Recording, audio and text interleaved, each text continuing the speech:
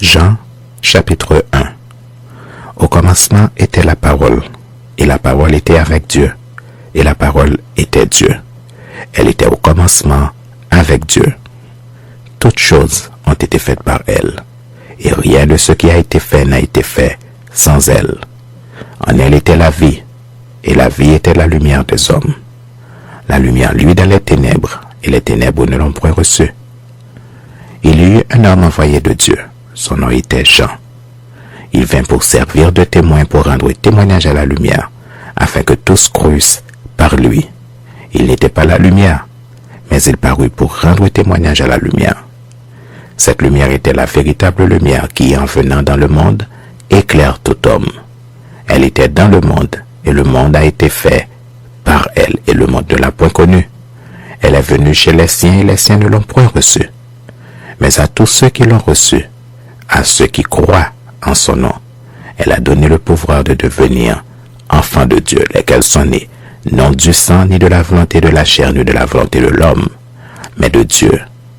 Et la parole a été faite chair, et elle a habité parmi nous, pleine de grâce et de vérité, et nous avons contemplé sa gloire, une gloire comme la gloire du Fils unique venu du Père. Jean lui a rendu témoignage et s'est écrié: c'est celui dont j'ai dit, celui qui vient après moi m'a précédé, car il était avant moi. Et nous avons tous reçu de sa plénitude et grâce pour grâce. Car la loi a été donnée par Moïse, la grâce et la vérité sont venues par Jésus-Christ. Personne n'a jamais vu Dieu. Le Fils unique qui est dans le sein du Père est celui qui l'a fait connaître. Voici le témoignage de Jean. Lorsque les Juifs envoyèrent de Jérusalem des sacrificateurs et des Lévites pour lui demander: toi, qui es-tu? Il déclara, et ne le nia point, il déclara qu'il n'était pas le Christ. Et ils lui demandèrent: quoi donc? Es-tu Élie? Et il dit: je ne le suis point. Es-tu le prophète? Et il répondit: non. Ils lui dirent alors: qui es-tu? Afin que nous donnions une réponse à ceux qui nous ont envoyés. Que dis-tu de toi-même? Mais il dit: je suis la voix de celui qui crie dans le désert: aplanissez le chemin du Seigneur, comme a dit Ésaïe le prophète. Ceux qui avaient été envoyés étaient des pharisiens. Ils lui firent encore cette question: pourquoi donc baptises-tu si tu n'es pas le Christ, ni Élie, ni le prophète? Jean leur répondit: moi je baptise d'eau, mais au milieu de vous il y a quelqu'un que vous ne connaissez pas qui vient après moi. Je ne suis pas digne de délier la courroie de ses souliers. Ces choses se passèrent à Béthanie, au-delà du Jourdain, où Jean baptisait. Le lendemain, il vit Jésus venant à lui, et il dit: voici l'agneau de Dieu qui ôte le péché du monde. C'est celui dont j'ai dit: après moi vient un homme qui m'a précédé, car il était avant moi. Je ne le connaissais pas, mais c'est afin qu'il fût manifesté à Israël que je suis venu baptiser d'eau. Jean rendit ce témoignage: j'ai vu l'Esprit descendre du ciel comme une colombe et s'arrêter sur lui.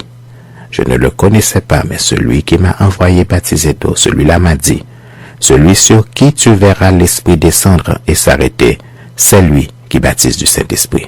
Et j'ai vu et j'ai rendu témoignage qu'il est le Fils de Dieu. Le lendemain, Jean était encore là avec 2 de ses disciples. Et ayant regardé Jésus qui passait, il dit: voici l'agneau de Dieu. Les 2 disciples l'entendirent prononcer ces paroles et ils suivirent Jésus. Jésus se retourna et voyant qu'ils le suivaient, il leur dit: que cherchez-vous? Ils lui répondirent: Rabbi, ce qui signifie maître, où demeures-tu? Venez, leur dit-il, et voyez. Ils allèrent et ils virent où il demeurait. Et ils restèrent auprès de lui ce jour-là. C'était environ la 10e heure.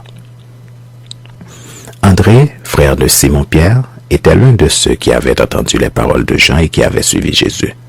Ce fut lui qui rencontra le premier son frère Simon et il lui dit: nous avons trouvé le Messie, ce qui signifie Christ. Et il le conduisit vers Jésus. Jésus l'ayant regardé dit: tu es Simon, fils de Jonas. Tu seras appelé Céphas, ce qui signifie Pierre. Le lendemain, Jésus voulut se rendre à Galilée et il rencontra Philippe et lui dit: suis-moi. Philippe était de Bethsaïda, de la ville d'André et de Pierre. Philippe rencontra Nathanaël et lui dit, « Nous avons trouvé celui de qui Moïse a écrit dans la loi et dont les prophètes ont parlé, Jésus de Nazareth, fils de Joseph. » Nathanaël lui dit, « Peut-il venir de Nazareth quelque chose de bon ?» Philippe lui répondit, « Viens et vois. » Jésus, voyant venir à lui Nathanaël, lui dit, « Voici vraiment un Israélite dans lequel il n'y a point de faute. » « D'où me connais-tu » lui dit Nathanaël. Jésus lui répondit, « Avant que Philippe t'appelât, quand tu étais sous le figuier, je t'ai vu. » Nathanaël répondit, « Rabbi, tu es le Fils de Dieu, tu es le roi d'Israël. » Jésus lui répondit, « Parce que je t'ai dit que je t'ai vu sur le figuier, tu crois? Tu verras de plus grandes choses que celles-ci. » Et il lui dit, « En vérité, vous verrez désormais le ciel ouvert, et les anges de Dieu monter et descendre sur le Fils de l'homme. »